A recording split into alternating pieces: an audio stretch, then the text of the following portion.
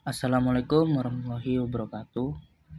Alhamdulillahirrabbilalamin. Segala puji bagi Allah Subhanahu wa taala yang telah melimpahkan rahmat, taufik dan hidayahnya kepada kita semua sehingga pada kesempatan ini kita masih diberi kesehatan dan kesempatan untuk melaksanakan presentasi online.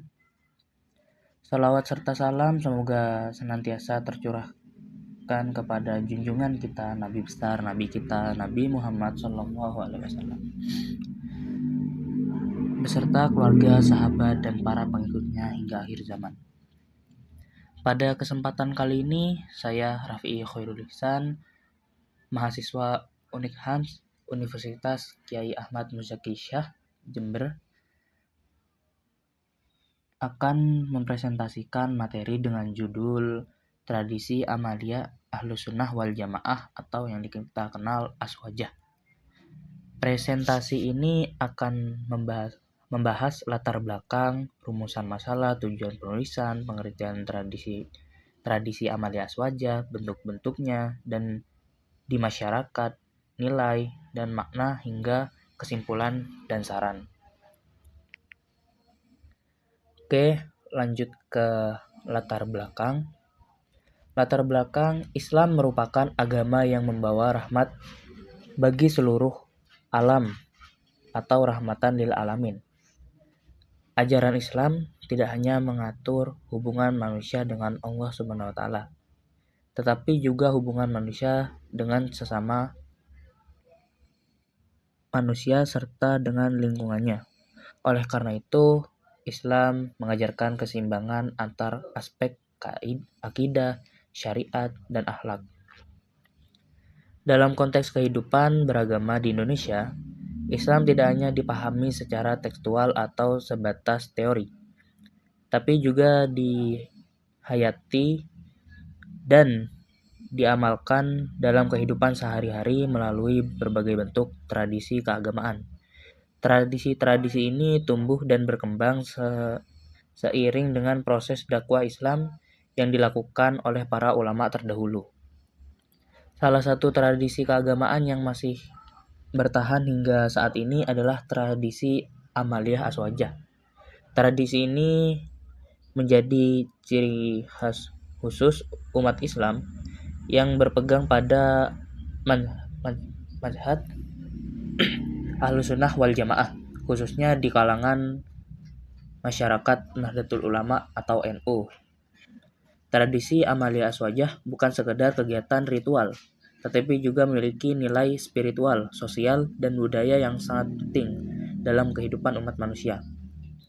Namun, di era modern saat ini, tradisi Amaliyah Aswajah seringkali dipertanyakan, bahkan ditolak oleh sebagian kelompok yang menganggap sebagai bid'ah atau tidak memiliki dasar.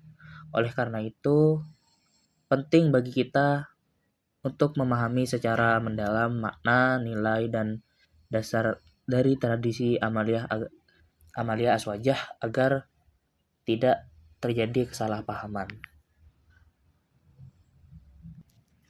Kita lanjutkan ke rumusan masalah. Berdasarkan latar belakang tersebut, maka rumusan masalah dalam pembahasan ini adalah sebagai berikut. Apa yang dimaksud dengan tradisi Amaliyah Aswajah? Apa saja bentuk-bentuk tradisi Amaliyah Aswajah yang berkembang di masyarakat? Apa makna dan nilai yang terkandung dalam tradisi Amaliyah Aswajah bagi kehidupan umat manusia atau umat Islam ya? Kita bisa katakan umat Islam. Lalu kita lanjut ke tujuan penulisan. Adapun tujuan dari penulisan dan pembahasan materi ini adalah untuk mengetahui dan memahami pengertian tradisi Amaliyah Aswajah, untuk mengenal dan memahami bentuk-bentuk tradisi Amaliyah Aswajah yang diamalkan oleh masyarakat. Yang ketiga, untuk menjelaskan nilai dan makna tradisi Amaliyah Aswajah bagi kehidupan umat Islam, baik secara spiritual maupun sosial. Baik, kita lanjutkan ke pengertian tradisi Amaliyah Aswajah. Tradisi Amaliyah Aswajah merupakan bentuk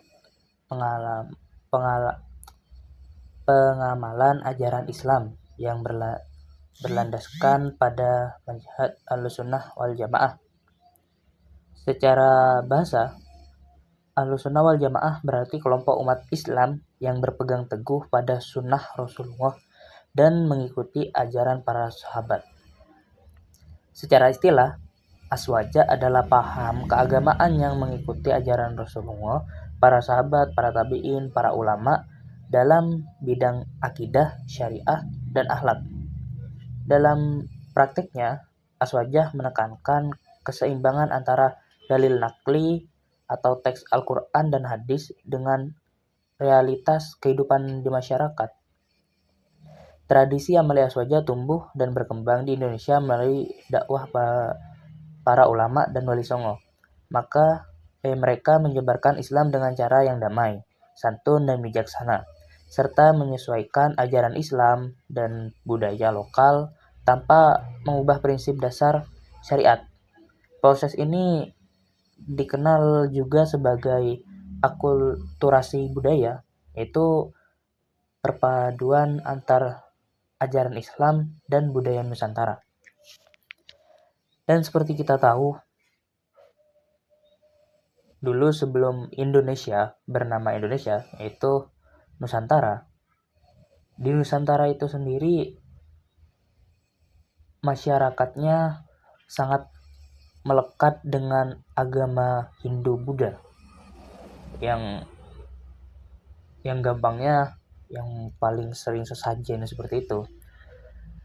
Dan ada seorang tokoh ulama yang mengatakan dulu Wali Songo mengajarkan Islam di Nusantara dengan cara damai, santun, dan bijaksana, serta menyesuaikan ajaran Islam ke masyarakat. Dan orang Hindu-Buddha berpikiran, wah ini kok enak, masuk Islam lah mereka dengan keyakinan entah bagaimana mereka masuk Islam, dan namun mereka masih membawa kebiasaan tersebut, ya seperti meletakkan sajen. Nah, Wali Songo tidak langsung menegur kayak ini salah, nanti kamu gini-gini. Enggak, karena ya mungkin Wali Songo tahu kalau mereka masih baru masuk Islam dan ibarat kata bagaikan ranting yang masih muda. Jadi Wali Songo kayak mereka memberikan adakan selamatan, acara, lalu makanannya yang begini, kayak contoh itu tacin seperti itu yang ada di Jawa gitu. Ya, tujuan utama dari Wali Songo yang nggak bukan ya untuk sodako. Dan Wali Songo mengajarkan untuk menanamkan niat sodako. Dari situlah budaya di Nusantara mulai berubah, dan apalagi khususnya di tanah Jawa yang lekat sekali seperti acara-acara seperti itu. Dan Wali Songo niatnya untuk sodako, tidak lain tidak bukan. Dan seperti itu. Dengan demikian tradisi Amalia Aswajah bukanlah ajaran baru, melainkan metode dakwah dan pengamalan Islam yang bertujuan mendukung umat dalam menjalankan ajaran agama. Baik, kita lanjutkan ke bentuk-bentuk tradisi Amalia Aswajah. Adapun beberapa bentuk tradisi Amalia Aswajah yang berkembang di masyarakat antara lain tahlil, yasinan, maulid nabi, manakib, ziarah kubur. Tahlilan adalah kegiatan membaca kalimat tahlil, zikir, doa, dan ayat-ayat Al-Quran yang biasanya dilaksanakan untuk mendorong orang yang telah meninggal dunia. Bukan mendorong, maksudnya mendoakan.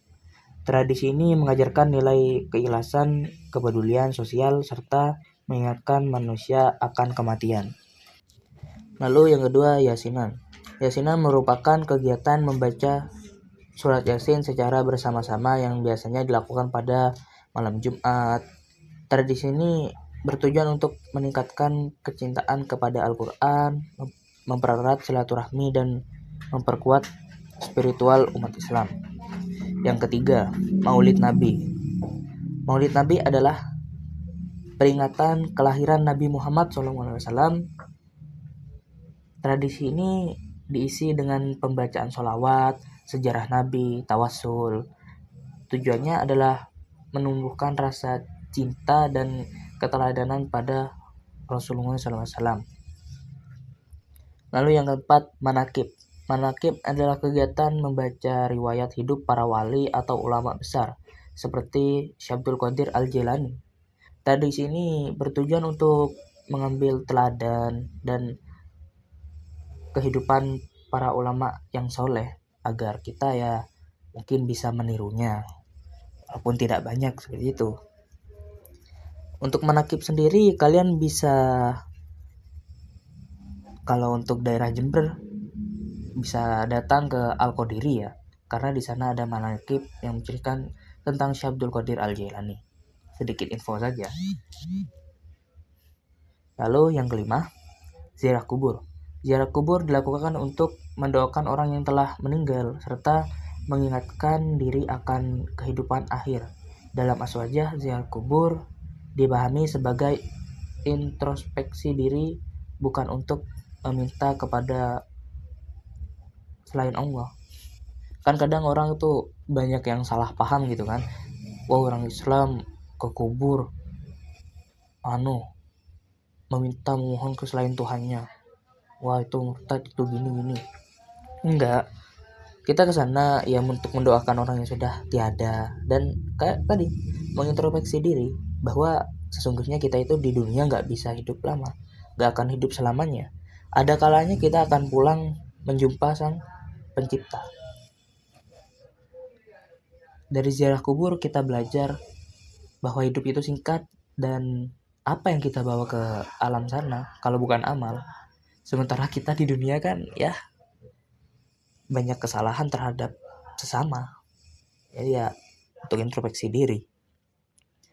Namun dari bentuk-bentuk tradisi Amaliyah Aswajah, banyak orang yang mengatakan tadi di pengertian bid'ah dan bid'ah. Namun salah satu guru saya mengatakan kayak tahlil, yasinan, maulid nabi, manakib, ziarah kubur itu dikatakan bid'ah oleh orang-orang. Namun dari pendapat dari guru saya, seperti contoh kayak rujak beliau berdauh seperti rujak kacang halal enggak? Halal. Kecap halal enggak? Halal. Lontong halal enggak? Halal. Timun halal enggak? Halal. Oh, saya lupa apa komposisi rujak udah. Pokoknya gitu. Jika disatukan dari semua bahan-bahan itu, jadilah rujak. Halal enggak? Halal. Enak enggak? Ya tambah enak. Jadi dawuh beliau sama aja kayak tahlil. Ini tahlil biasanya ya, apalagi kayak maulid nabi gitu. Kita ambil maulid nabi dah contohnya. Dari maulid nabi kayak maulid nabi bid'ah gini. Kok bisa bid'ah? Dari mana? Mereka berkata seperti mengikuti ajaran orang barat. Seperti itu. Nah, emang mengikuti bisa dikatakan emang sama, tapi di dalamnya isinya kita membaca sholawat baik gak? Baik. Membacakan sejarah Nabi agar menjadi bisa menauladaninya, baik gak? Baik. Dan tausiah, ceramah, mubalik, baik gak? Ya jelas baik. Jika disatukan jadilah maulid, baik gak? Baik. Malah tambah bagus, kita mengajak orang untuk bersolawat kepada kanjeng Nabi, mengingat sejarahnya, dan mendengarkan tausiah yang baik. Jadi ya kata guru saya, kalau misalkan kayak ada orang yang bilang bid'ah, biarlah mereka mengatakan bid'ah. Kita sebagai umat NU, aliran NU, ya udah, kita punya fondasi sendiri, kita punya pedoman sendiri, sama seperti mereka juga memiliki pedoman sendiri. Seperti itu. Oke, lanjut ke kesimpulan.